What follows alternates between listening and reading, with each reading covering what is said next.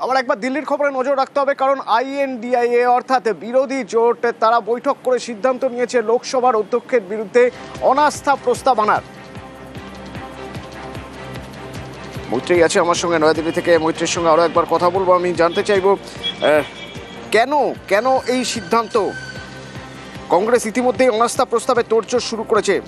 সংসদ চত্বরে প্ল্যাকার্ড হাতে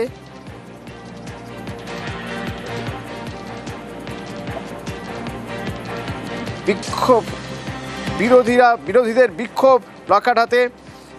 মৈত্রেয়ী, এই যে বৈঠকে সিদ্ধান্ত নেওয়া হয়েছে যে লোকসভার অধ্যক্ষের বিরুদ্ধে অনাস্থা প্রস্তাব আনা হবে, কেন এই সিদ্ধান্ত, প্রেক্ষিতটা কি? দেখো, গত সপ্তাহে যখন রাষ্ট্রপতির বক্তব্যের পাল্টা বক্তব্য রাখতে যাচ্ছিলেন, রাষ্ট্রপতি ভাষণের মোশনের জবাবি ভাষণ দিচ্ছিলেন বিরোধী দলনেতা রাহুল গান্ধী, সেই সময় তাকে বক্তব্য রাখতে বাধা দেওয়ার অভিযোগ ওঠে স্পিকারের বিরুদ্ধে এবং তাকে বলতে দেওয়া হয়নি। এবং তারপরের দিনই প্রধানমন্ত্রী জবাবি ভাষণ ছিল লোকসভায়, এবং সেখানেও প্রধানমন্ত্রী বক্তব্য রাখেননি, বরঞ্চ সংসদ একেবারে মুলতবি করে দেওয়া হয়।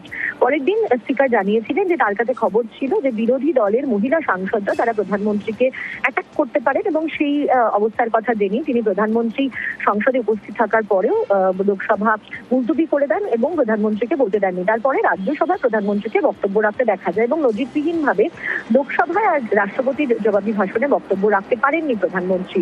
এই গোটা বিষয়টি নিয়েই কিন্তু গত সপ্তাহ ধরে টানা উত্তাল হয়েছে সংসদ, এবং সেই পরিপ্রেক্ষিতেই আজকে বিরোধী দলের সাংসদরা তারা ফ্লোর লিডাররা মূলত বৈঠকে বসেছিলেন মল্লিকার্জুন খার্গের অফিসে।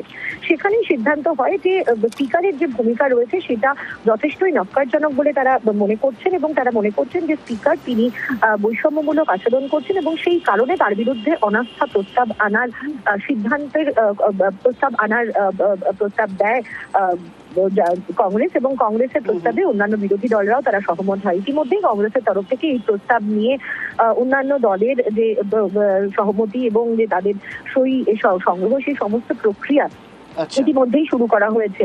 সংখ্যাতত্ত্বের দিক থেকে যদিও এই অনাস্থা প্রস্তাবে বিরোধীরা জয়ী হবেন না, কিন্তু তবুও এটা কিন্তু বড়সড় একটা রাজনৈতিক বার্তা। এর আগে আমরা দেখেছিলাম রাজ্যসভার চেয়ারপারসন তৎকালীন উপরাষ্ট্রপতি জগদীপ ধনখড়ের বিরুদ্ধেও কিন্তু অনাস্থা প্রস্তাব এনেছিলেন বিরোধীরা। ফলে এবার